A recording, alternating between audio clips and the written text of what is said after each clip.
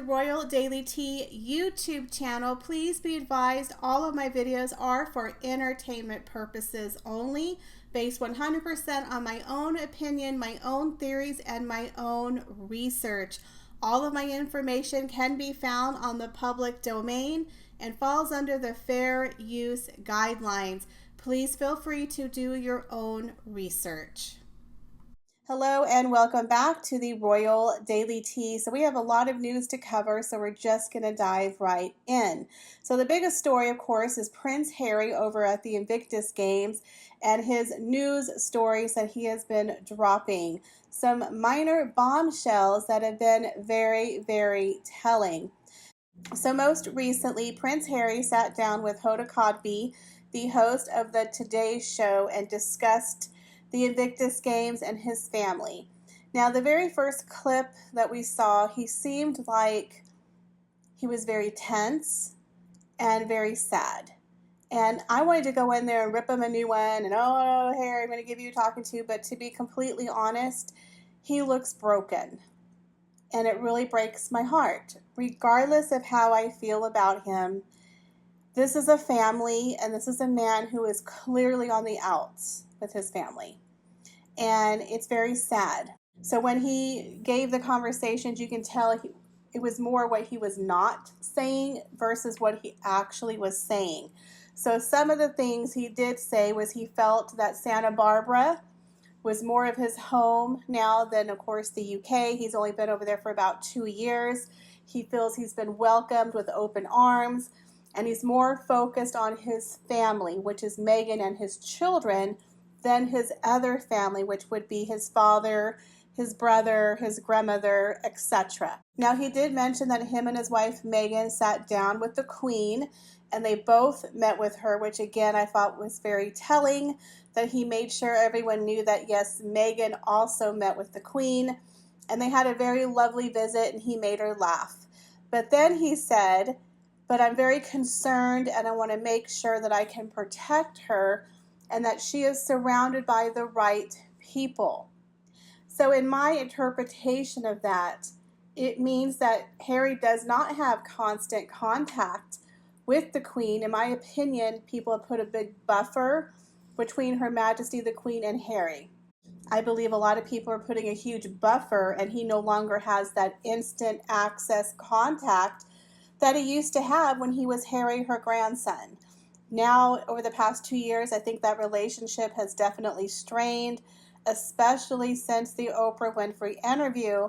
I believe that, they've definitely put a stop to him communicating openly with Her Majesty. Those weekly Zoom calls, I don't believe those happen anymore, because you have to remember, if you had a 96-year-old mother or grandmother or aunt, and there was someone in your family who was abusing her or being mean or rude to her or taking advantage of her, would you not want to step in and be like, I'm sorry, but no, you don't need to have access to this person. You can talk to me if you need anything.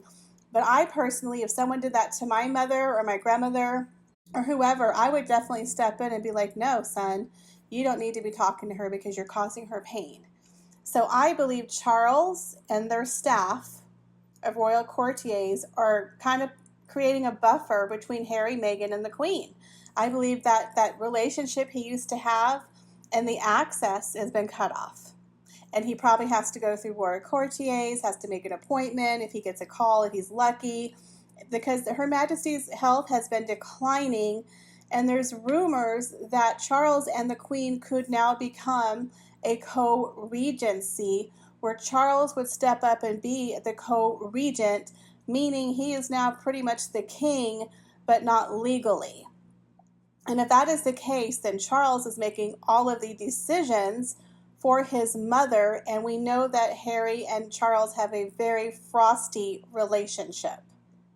So in my opinion, you could tell in that interview that he was very sad and he missed the Queen, and he definitely wanted to bring his children to meet Her Majesty. He wants to come for the Jubilee, but then he said, well, I don't know if it's going to happen because, security and stuff. Meaning, I don't think they're invited. I think that was a whole PR story that was put out by the PR team, and we all fell for it, hook, line, and sinker. But I don't think Harry and Meghan are invited to the Platinum Jubilee. I think when they went there, maybe to say, hey, we want to get an invite to the Platinum Jubilee. We want to bring our children to meet Granny. And Charles probably said, no, it's not happening. You're not coming anywhere near the Platinum Jubilee. You can come on another time, privately sneak in the back door like you did in the van, but it's not going to be a public event. And we're not going to make a circus out of, Mummy's Day. And so that could have been the fight that they had, that people are saying happened. Now you can tell when they mentioned Charles and William, there was no love lost. He cut that off very quickly, and he just said, I just want to focus on the Invictus Games, and I'm just going to focus on my family.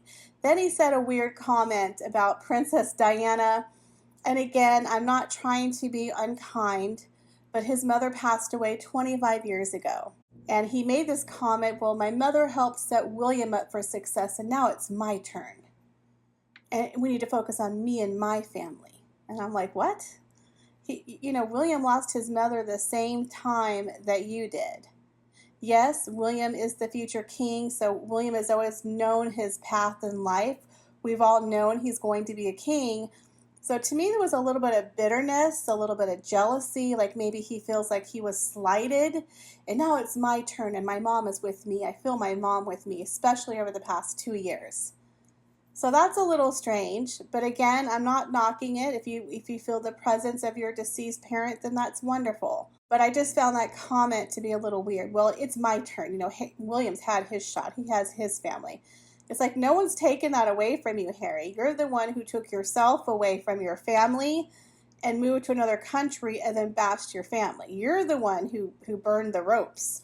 You're the one who set the bridge on fire. They didn't do that to you. You did it to them, and now you're bitter about it. So it's a little weird, but I can tell he has no relationship, again, in my interpretation, with his family. It's very obvious that there's no love lost between Charles and his brother, and of course we have to remember he's still writing his book. So now he's trying to come in here and be like, okay, Granny, take a look at my children and let's get that christening and smile for the camera because, we got to pay the bills up in Montecito.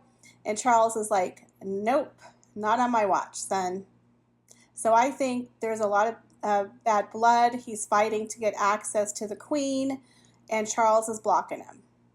So that whole PR fluff about them being on the balcony with Her Majesty is BS. We fell for it, guys. Hook, line, and sinker, it ain't happening. Because he even said, well, I don't know if I'm going to be able to go. I want her to meet my kids, but the whole security thing. I think the security thing is going to be an excuse so that way they can explain why they're not invited. Because how else could they explain why they're not invited, right? So yeah, they're not coming, guys. It's not happening. That's my take on it. I could be wrong, but from what he said in the interview, it did not look like he was going, and I don't think Charles is going to let him anywhere near Her Majesty the Queen. If that interview wasn't bad enough, apparently he is on a big PR bonanza. He is now on the cover of People magazine and gave an exclusive story.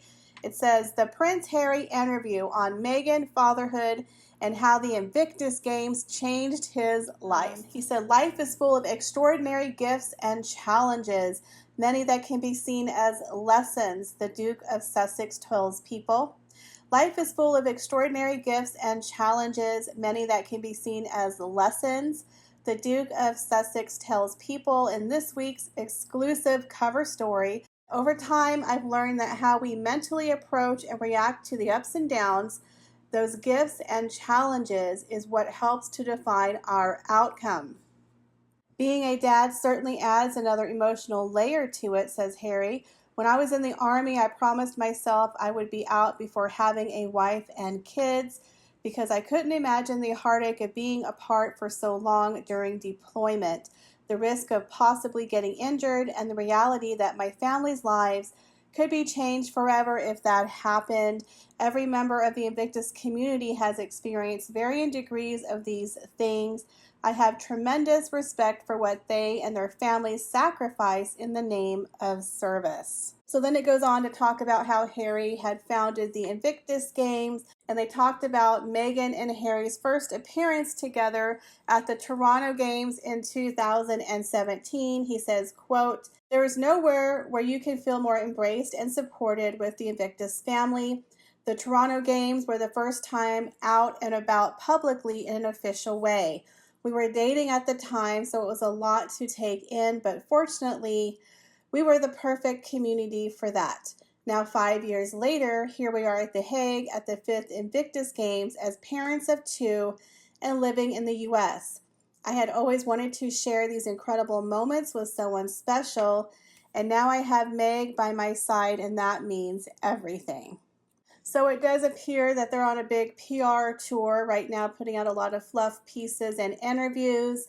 But I did find a lot of interesting tidbits in how he would not speak upon his father and Charles, and mainly focused on Meghan and his children and his life in the US, and also his thoughts on protecting the Queen and making sure she has the right people around her, and how he was not sure he would be able to bring his kids to meet his granny and be at the Platinum Jubilee. So to me, that spoke volumes about the actual relationship or non-relationship that he has with his family. And in my opinion, Harry has been completely cut off from the family. So what do you guys think about the interview from the Today Show and from People magazine? Do you believe that Harry is on the outs with his family and will not be a part of the Platinum Jubilee? Leave me your comments, guys, down below. As always, I appreciate each and every one of you. Thank you so much for stopping by the channel. Please make sure you like, share, and subscribe, and hit that notification bell, as our channels are now being deranked and we're not being found in the searches. Please make sure you check out all of my social media accounts, as well as the Royal Daily Tea website and my new Amazon storefront.